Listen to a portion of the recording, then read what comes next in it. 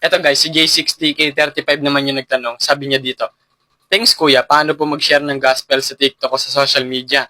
Kasi di ako sanay na nag-share ng personalan." Lalagay ko lang yung text dito kasi hindi ko siya ma-replyan ng video dun sa may comment. Kung panonoorin yung mga video ko noon, yung mga noon na video ko na ginawa ko na, kasi last year pa yun, is mga 2023 pa ganyan. Makikita nyo dun na hindi pa talaga quality yung mga video. Hindi pa ako magaling magsalita. Although kahit ngayon din naman, alam kong hindi pa talaga ako magaling. Makikita nyo din doon na pangit pa yung editing ko. Kaya malalaman nyo talaga na nagsimula ako ng wala pa ako masyadong alam na hindi pa talaga ako magaling. Kaya naman yung una mong gawin is manood ka ng mga ganitong mga content.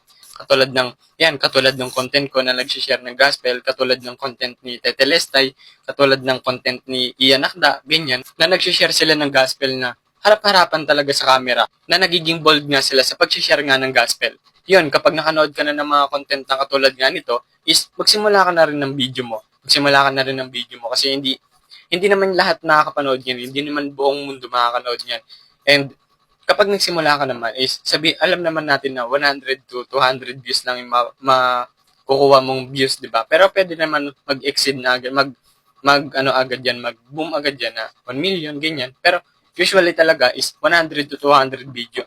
200 lang yung makakanood sa'yo. And yun, kapag hindi naman yun importante na maraming manood sa'yo o konti yung manood sa'yo sa simula.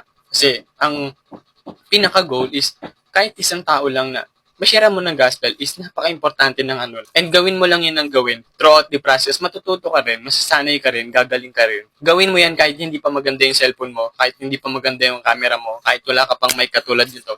Kasi nagsimula lang din ako noon sa cellphone ko, yung dati kong cellphone na wala pa nga yung likod Tapos hindi pa maganda talaga yung quality ng camera, ganyan. Wala pa akong mic. Nagsasalita lang ako ng harap-harapan, ganyan. At yung isa pang paraan para hindi ka masyadong mahirapan is gumamit ka nga ng teleprompter na doon mo ilalagay sa screen ng cellphone mo yung sasabihin mo na naka-script ka. Doon lang din kasi ako nagsimula guys na nilagay ko dyan sa screen ko yung script ko. Yung gamit kong app is teleprompter na nilagay ko doon yung mga sasabihin ko, ganyan, na sunod-sunod. Tapos, ni-scroll ko lang siya. O kaya pinlay ko lang siya para magtuloy-tuloy siya. Tapos, sasabihin ko na lang yun. Ganun. Pero mararecommend ko sa inyo na sa unan nyo lang yun gawin. Kasi, kapag ginawa nyo yun, kapag nagbabasa kayo ng script, is wala siyang connection. Parang hindi mararamdaman ng ibang tao yung connection nila sa'yo. Ganyan.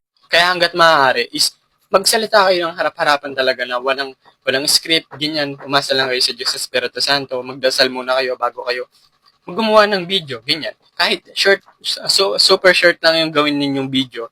Pero, nagpa-practice kayo, nagpa-produce kayo ng video, ganyan. Okay na nga yun, guys. Sabi ko nga, diba, throughout the process, matututo rin kayo, masasanay din kayo. Samahan nyo pa yan ng pagbabasa ng Biblia araw-araw sa panonood ng content na katulad nito, katulad ng kay Tete Lestay, katulad ng kay Ian Akda, sa ibang content na napapanood nyo rin, ganyan. Masasanay din kayo. Tapos unti-unti mag-invest kayo sa mga ginagamit ninyo, katulad na lang sa ilaw, ganyan. O kaya naman dito sa mic, ganyan. Ganun lang din naman yung mga kailangan ninyo. Kasi kailangan nyo naman talaga dyan is camera and Bible lang. Pero ikaw na magsisimula pa lang is gumamit ka muna ng mga bagay na nasa paligid mo lang. O kaya yan, ganyan, ilaw lang, o kaya natural light na dyan ka lang sa bintana. Tapos yung ilaw is papasok na agad siya. Mas gaganda na agad yung lighting mo. Mas maganda pa nga kapag natural pero dito, ngayon, kasi madilim sa labas, gumamit muna ako ng ilaw, ganyan. Tapos unti-unti, gandahan mo na lang editing mo. Gandahan mo na lang yung sa pag-edit mo sa mga video mo. Isa pa palang paraan, guys, is lumabas ka, pumunta ka sa mga park, sa bukid, ganyan, kung nasa probinsya kayo na walang masyadong tao, tapos dun ka mag-video. Mas konti nga yung ingay na mapupunta sa video mo, ganyan.